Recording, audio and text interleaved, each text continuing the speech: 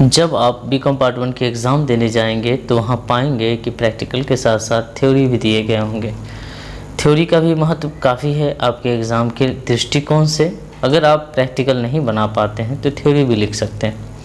Theory को समझना है, थोड़ा सा समझना है, थोड़ा सा इसको पढ़ते रहना है और कुछ लिखकर प्रैक्टिस करना है। तो हेलो बच्चों, स्वागत है आपका बीकॉम पार्ट 1 की इस क्लास में और इस यूट्यूब चैनल पर जो बिल्कुल free of cost video available कराती है कॉमर्स से रिलेटेड। तो आइए आज की क्लास को शुरू करेंगे। शुरू करने से पहले आपसे गुजारिश है कि अगर आप चैनल पर नए हैं तो चैनल को सब्सक्राइब करें और वीडियो को लाइक करें, अपने दोस्तों तक शेयर करें और कमेंट्स बॉक्स में बताएं कि वीडियो कैसा लगा। चलिए आज का क्लास शुरू करेंगे। थ्योरी का क्लास है, ये क्लास 2 है। ये एक क्लास हमने अपलोड कर दी है, मतलब एक थ्योरी जो सेलेक्टेड है वो हम अपलोड कर दी है। सेलेक्टेड थ्योरी ही मैं पढ़ा रहा हूँ जो आपके एग्ज़ाम में बार बार रिपीट किए जाते हैं, जो हर साल पूछे जाते हैं लमसम। ठीक है, तो चलिए आज का जो क्वेश्चन है वो लेखांकन मानक क्या है, इसके उद्देश्य, प्रकृति और महत्व को समझेंगे। खेल का मैदान हो या आपका दफ्तर हो या कोई पब्लिक प्लेस हो, हर जगह पर आपको कुछ ना कुछ कायदे कानून, कुछ ना कुछ मार्गदर्शन फॉलो करने पड़ते हैं। ठीक है, हर जगह पर एवरी प्लेस आपको कुछ ना कुछ ये सारी चीज़ें, ये कानून, ये मार्गदर्शन, ये रीति रिवाज, ये तरीका, हर जगह कहीं ना कहीं कुछ ना कुछ फॉलो करने पड़ते हैं। इसी तरीके से अकाउंटेंट किस तरह से अकाउंटिंग करेगा, ठीक है, जो दूसरों के लिए भी सुविधाजनक होगा, दूसरों को इससे कोई परेशानी नहीं होगी। दूसरा कहने का मतलब ये है कि सपोज कर लो कि मैं अपने तरीके से अकाउंटिंग करूं, समझो मेरी बात को, मैं अपने तरह से अकाउंटिंग करूं। कोई बंदा आए, अगर मेरा रिटायरमेंट हो जाता है, वो बंदा हमारी जगह पे आता है और उसने कुछ और तरीके से पढ़कर रखा है कि अकाउंटिंग कैसे करना है, तो वो जितने भी हमारे पुराने हिसाब है, क्या वो उसको समझ में आएगी? नहीं आएगी। पुराने ज़माने में मान लो कि एक आध दो इस छोटे मोटे ट्रांजैक्शन होते थे तो ठीक है था, लेकिन अब के ज़माने में जहाँ लाखों करोड़ों लेन देन होते हैं, जहाँ हर जगह बिजनेस है, व्यापार है, हर जगह लेन देन है, वहाँ पर ऐसा संभव है नहीं है। तो हमको भी उसी मेथड पे, उसी तरीके से, उसी स्टैंडर्ड में, उसी मानक पे, उसी पैमाने पर ट्रांजैक्शन करने हैं जिस पैमाने पर दूसरे लोग भी करते हैं। ठीक है, मतलब यह है कि हमारे लिए जो कानून बना है, जो अकाउंटेंट के लिए कानून बना है, जो लेखापालकों के लिए स्टैंडर्ड पैमाना तय किया गया है, मानक तय किया गया है, उसी मानक पे हमको लेखांकन करना है।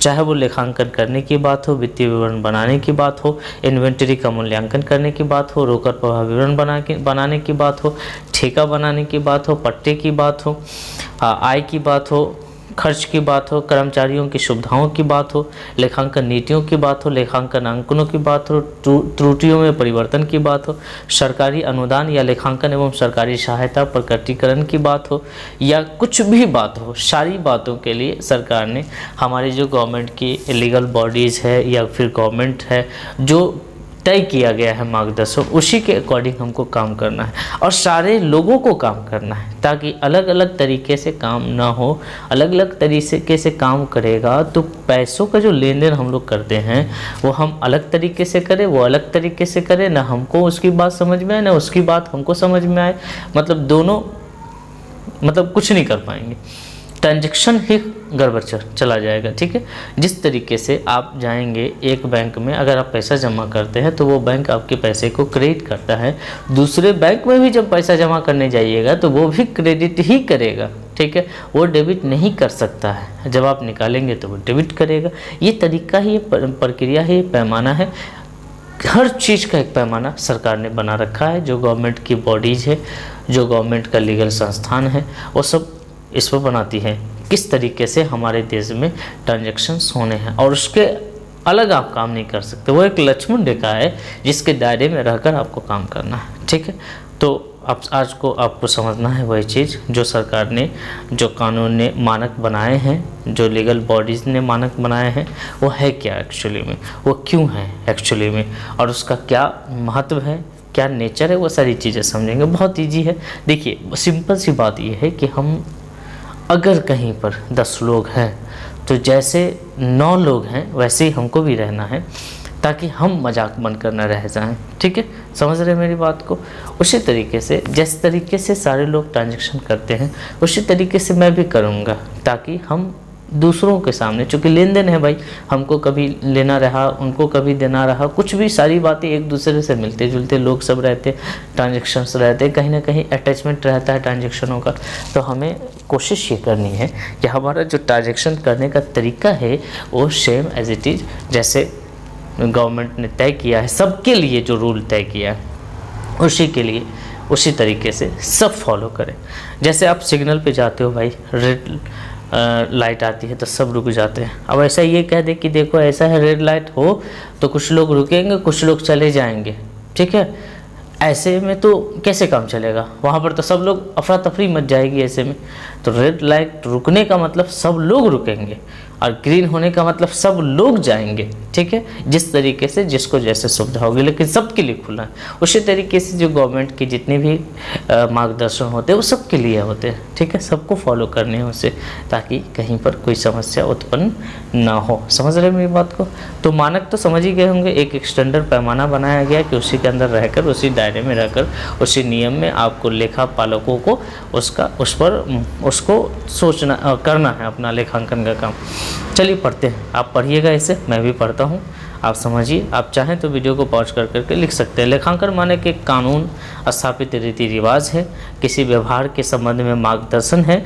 व्यापार में हुए लेन देनों को लिखने, कैसे लिखते हैं, अकाउंट कैसे बनाते हैं, वित्तीय विवरण कैसे बनाते हैं, बात समझ में आ रही है, रिपोर्टिंग कैसे करते हैं, इंटरप्रेशन कैसे करते हैं, सारी चीज़ें। ठीक है, अकाउंटिंग स्टैंडर्ड बनाएगा। आपने पढ़ा रोकड़ प्रवाह विवरण AS3 अकाउंटिंग स्टैंडर्ड 3, ये तो बहुत फेमस क्वेश्चन था आपके क्लास 12th में। वही है, जिस कैसे बनाना है रोकड़ प्रवाह विवरण ये तय है पहले से। ठीक है, उसी पर बनाने हैं और सामने वाला भी वही चीज़ पढ़ कर आएगा, तो किसी को बात समझने में या समझाने में दिक्कत नहीं होगी। समझ रहे मेरी बात को। लेखांकन मानक एक कानून है, स्थापित रीति रिवाजें पढ़ते रहिएगा, मार्गदर्शन अथवा व्यापार में लेन देन में प्रस्तुत करने में एक रूपता को दर्शाता है, सब एक तरीके से काम करेंगे। ठीक है, दूसरे शब्दों में लेखांकन परमाप व्यवहार का एक माध्यम है जो पेशेवर संस्थाओं, परंपराओं, कानून, पब्लिक लेखापालकों, सामान्य लेखापालकों पर लागू होता है। सब पे लागू होता है, चाहे वो पेशेवर संस्थान हो, परंपरा हो, या पब्लिक लेखापालक हो या सामान्य लेखापालक हो, सब पे लागू होता है। सबको उसी के अकॉर्डिंग काम करना है, जो पैमाना, जो मानक तय किया गया है। समझ रहे हैं। लेखांकन मानक सामान्य स्वीकृत लेखांकन सिद्धांत एक मत के लिए, कई विकल्प, विशिष्ट समस्याओं के लिए, उचित नियमों के लिए मार्गदर्शन का काम करता है। ये सामान्य सिद्धांत है जो सबके लिए स्वीकृत होता है, जो बनाए जाते हैं गवर्नमेंट, सबके हिसाब से बनाए जाते हैं, और ये चीज़ें सबके लिए एक्सेप्टेबल होती है कि सब लोग इसको एक्सेप्ट करें। जो भी मानक, जो भी स्टैंडर्ड, जो भी पैमाना, सबकी भलाई इसी में है ना भाई, सबकी भलाई इसी में है कि सब लोग एक जैसा ट्रांजेक्शन करें, एक तरीके से, एक सिद्धांत पे काम करें, तो सबके लिए बेहतर है। ठीक है, संक्षेप में लेखांकन मानकों को संसाधित सामान्य स्वीकृत लेखांकन सिद्धांत भी कहा जाता है। जिस सिद्धांत पे आप काम करते हो उसी सिद्धांत को मानक कहा जाता है, एक दायरा कहा जाता है। ठीक है भाई, ये समझ गए। दो फर्मों की तुलना। अब लेखांकन मानक का महत्व क्यों है? ठीक है, महत्व क्यों है, क्यों हम बनाते हैं स्टैंडर्ड, क्यों नहीं हम आज़ाद छोड़ देते, जाओ भाई तुमको जैसे मन हो वैसे ट्रांजेक्शन करो, तुमको जैसे मन हो वैसे ट्रांजेक्शन करो, और हमको जैसे मन होगा वैसे लिखेंगे। हम डेबिट को क्रेडिट लिख देंगे, क्रेडिट को डेबिट लिख देंगे, हमको जैसे मन होगा लिख देंगे। हम इनकम को जो है सो डेबिट में डाल देंगे और एक्सपेंसेस को क्रेडिट में डाल, जैसे मन होगा हम डालेंगे। ठीक है, एक्सपेंसेस को लॉस मतलब प्रॉफिट की तरफ दिखा देंगे, प्रॉफिट को एक्सपेंसेस की तरफ दिखा देंगे, और तुमको जैसे मन हो वैसे दिखाओ। बताओ मुझे कितनी समस्या होगी।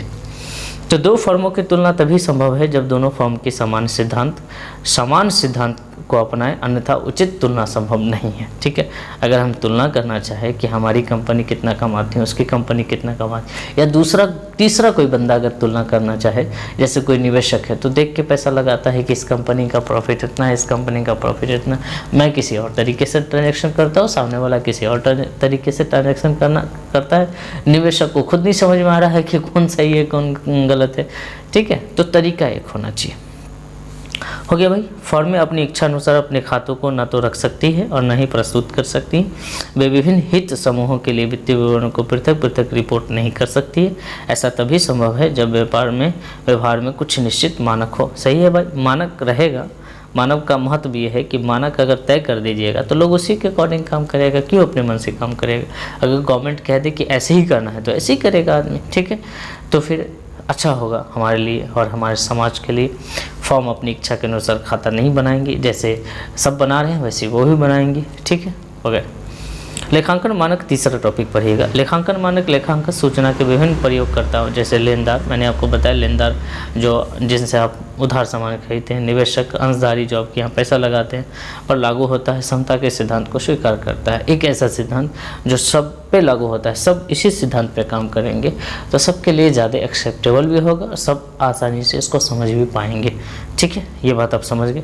तीनों बातें हम रिवीजन कर दें। दो फॉर्मों की तुलना तभी संभव है जब फॉर्म के सिद्धांत एक समान होंगे।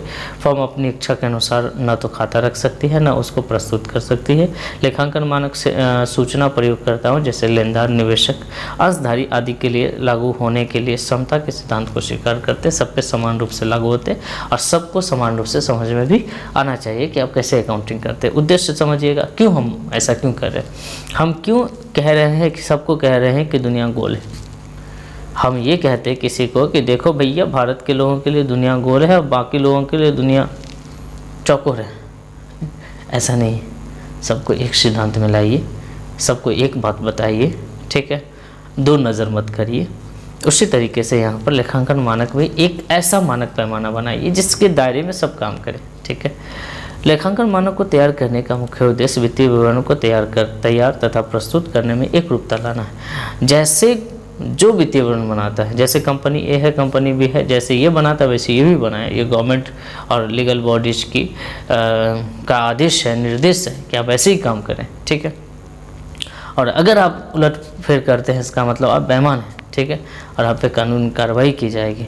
अर्थपूर्ण बना। इन मानकों की आवश्यकता विभिन्न असमान लेखांकन नीतियों व्यवहारों में समानता लाना है। जो असमान तरीके से आप काम करते हैं उस आपकी जो व्यवहार है उसमें समानता लाने का काम है, सब में, ऐसा नहीं कि एक में, सब के बीच में, ठीक है। लेखांकन मानक के उद्देश्य निम्नलिखित है। ऐसे नियम बनाना जिनके अनुसार वित्तीय विवरण को तैयार किया जा सके।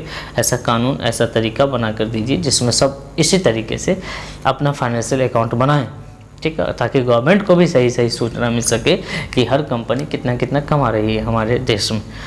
विभिन्न असमान लेखांकन व्यवहारों के प्रभाव को दूर करना, वित्तीय विवरण को तैयार करने, उनको प्रस्तुत करना, वित्तीय विवरण को तैयार करना, उनको प्रस्तुत करना और जो असमानता है उसको दूर करने का काम हमारा क्या करता है, लेखांकन मानक। आप लेखांकन मानक बना दीजिए, ऑटोमेटिक ये सब चीज़ें दूर हो जाएंगी, ठीक है।